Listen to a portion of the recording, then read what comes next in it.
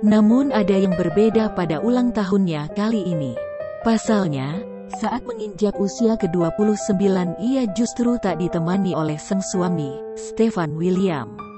Meski begitu, ia tak mempermasalahkan itu semua.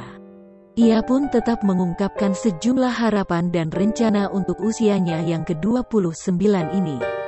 Untuk harapannya pada usia baru, Celine ingin diberikan kesehatan, kebahagiaan, dan jalan yang terbaik.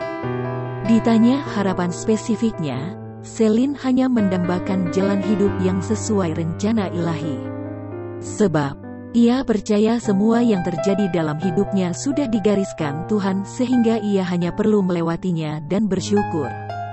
Begitupun harapannya untuk keluarga, agar diberikan yang terbaik. Setelah lama vakum di bidang hiburan, Celine sudah kembali ke layar kaca baru-baru ini. Celine juga bercerita, ia biasanya merayakan ulang tahunnya di panti asuhan bersama anak-anaknya dan Stefan.